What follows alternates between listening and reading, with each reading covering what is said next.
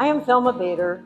I am the historian for the Minnesota Annual Conference, United Methodist Church, and I became the historian after I retired as the archivist.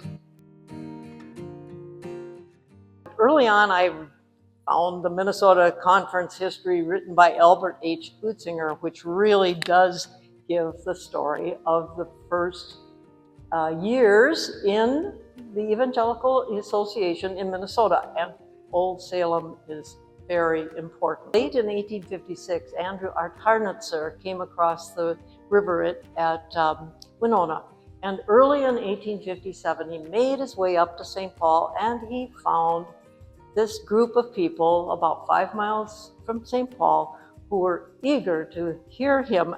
He soon found the Gagstetter and Laschinger families who were overjoyed at the arrival of an evangelical minister, and they received him like an angel of God.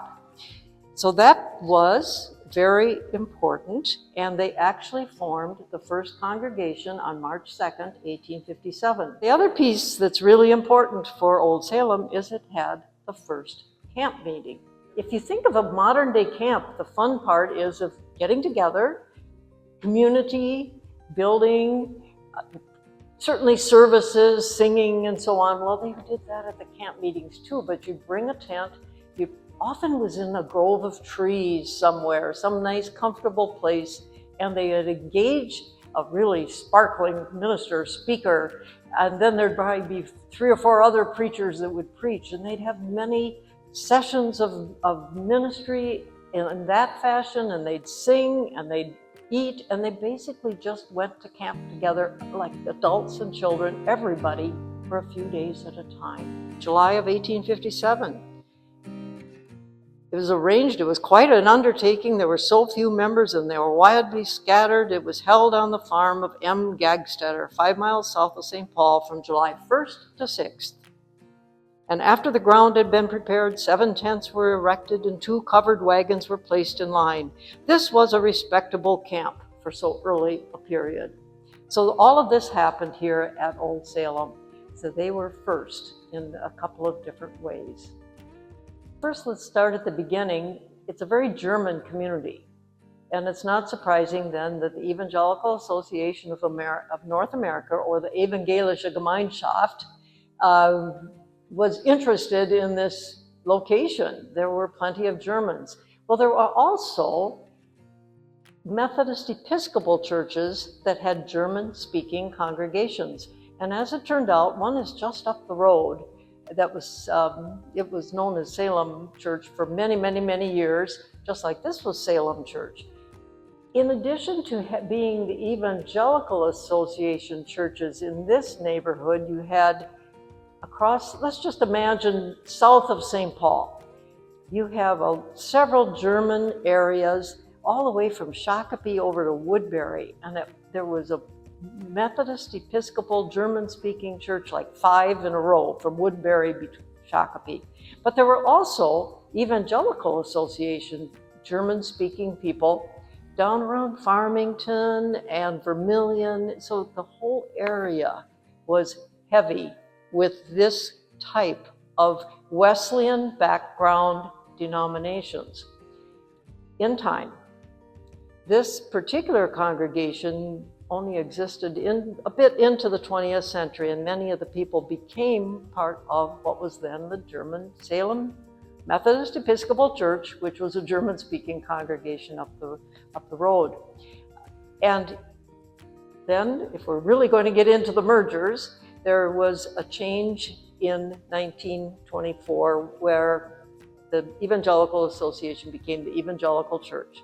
Then in 1946, there was a merger between the Church of the United Brethren in Christ, which was a bigger denomination in the eastern part of the United States, also with some German background. In Minnesota, it was a smaller denomination, but the two merged, and now we have it, the Evangelical United Brethren Church. Many of us knew that as the EUB Church. 1968, finally, these Wesleyan denominations merged once more. So now it is the EUB and the Methodists becoming the United Methodist Church. And that brought Old Salem into the large tent of United Methodism. In 1937, the Evangelical Church Minnesota Conference came out to this site. I'm not quite sure who said, you know, we've got this lovely little church. It was at our first congregation, our first camp meeting area. Please come out. Let's think about what we should do. And they did. They made it a historic site of their annual conference. And they put it in the ownership of the Minnesota Conference Evangelical Church. When the EUB and the Methodists merged in 1968, this was the only EUB historic site that came to the merger. The Methodists had a number of historic sites, but none of them were directly owned by the conference. Because it is owned by the conference, we need and want to keep a connection. So at this stage, the Commission on Archives and History, because I'm on it because I'm the historian, asked, would someone like to be the liaison? I said, I'll be the liaison to this historic site, and I'll also pay some attention to the other historic sites that we have. That's my responsibility at this point. It's not unusual to keep old buildings, but we try to designate them for different kinds of historic reasons.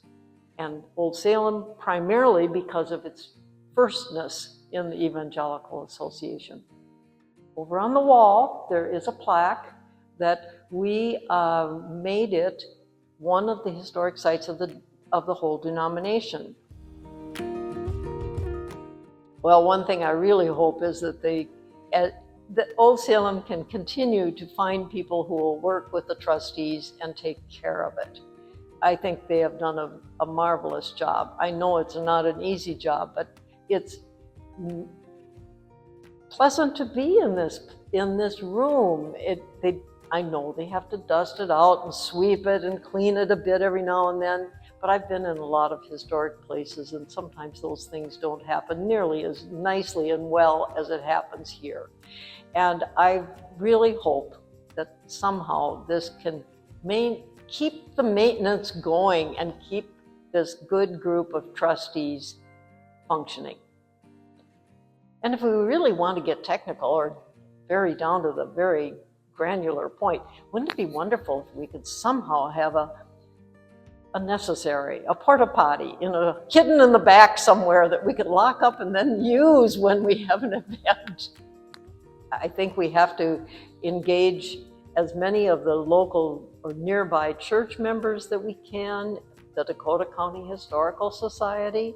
All of these entities have many things on their minds, but when you get even one or two people or three who say, oh, this is really special, and then that brings in others. But yes, it isn't an easy process. And it's an unusual process in a sense here because, yes, you're surrounded by people, but it's an urban area.